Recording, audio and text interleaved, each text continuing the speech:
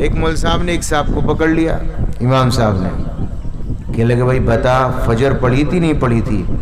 اب کہنے لگا یار کیا کہوں، ہاں کہوں نہ کروں، پڑھی تھی نہیں؟ کہنے لگا نہیں جی مول صاحب پڑھی تھی۔ تو مول صاحب نے دوسرا سوال کیا، بتا بھائی کتنی رکعت پڑھی تھی؟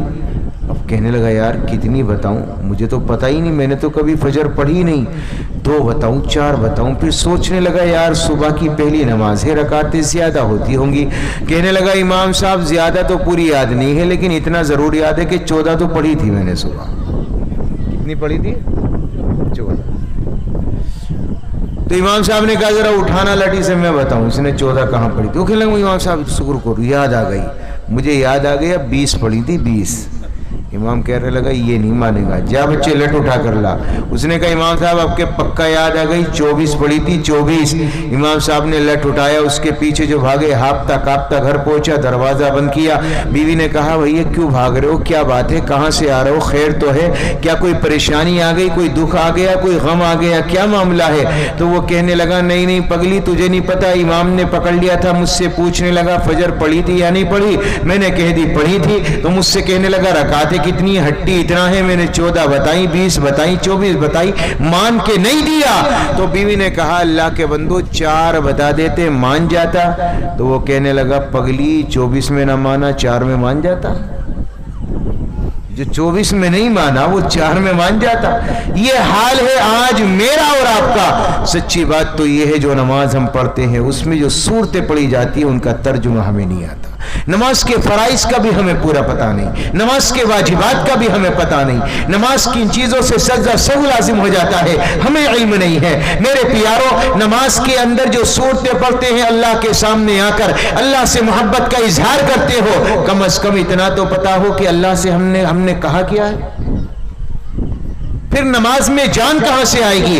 ان تعبد اللہ کأنک ترا فإن لم تکن ترا فإنہ یراک۔ میرے رب نے، میرے نبی نے بیان فرمایا عبادت یہ ہے اللہ کے ایسے عبادت کرو جیسے اللہ کو دیکھ رہے ہو۔ اگر یہ تصور دل میں نہ آئے تو کم از کم اتنا تصور کرو کہ اللہ تمہیں دیکھ رہا ہے۔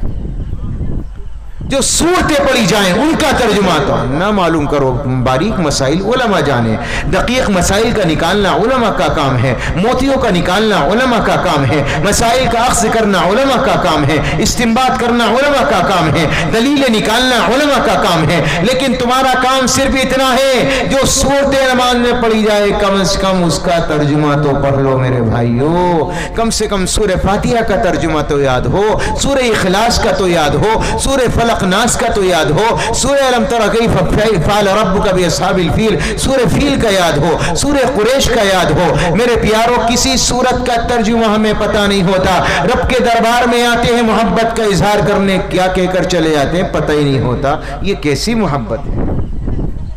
اللہ ہمیں سمجھ دے، عمل کی توفیق عطا فرمائے، عمل کریں گے بھائی انشاءاللہ۔ میں نے 3 باتیں خاص طور سے آپ کے سامنے تذکرہ کی، ان میں سے پہلی بات اخلاق، اپنی زبان کے بول کو میٹھا بنائیں گے انشاءاللہ۔ بنائیں گے بھائی؟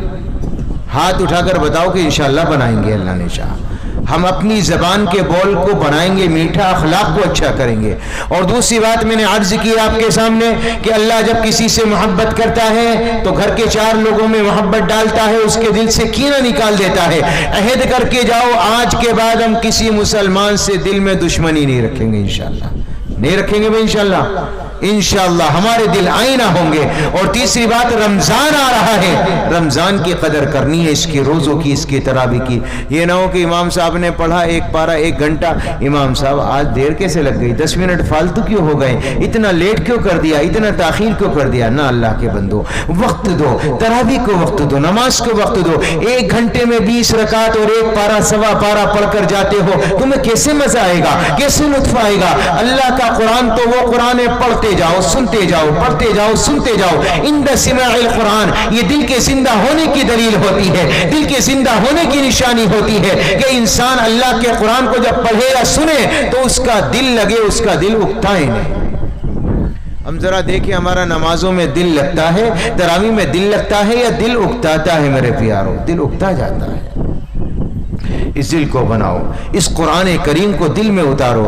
میں زیادہ نہیں کہوں گا، قیامت کے میدان میں اللہ تبارک و تعالی جو لوگ دنیا میں قرآن پڑھتے ہیں سنتے ہیں انہیں جنت میں اپنا نغمہ سنائے گا، قرآن سنائے گا، کبھی حوروں کی زبانی، کبھی داؤد کی زبانی، کبھی نبی کی زبانی، اور سارے کے سارے 70 سال تک اللہ کا قرآن پڑھیں گے، جنتی سنیں گے۔ آخر میں میرا رب اپنے بندوں کو اپنا دیدار کرائے گا، اپنا کلام اپنی زبانی سنائے گا، اور برابر 70 سال تک ایک جنتی اللہ کا دیدار کرے گا، اللہ کا خطاب سنے گا، اللہ کا قرآن سنے گا۔ 70 سال کے بعد میرا رب کہے گا میرے بندوں بتاؤ میں کیسا لگا، میرا قرآن کیسا لگا؟ بندے کہیں گے مولا یہ کیا ہوا؟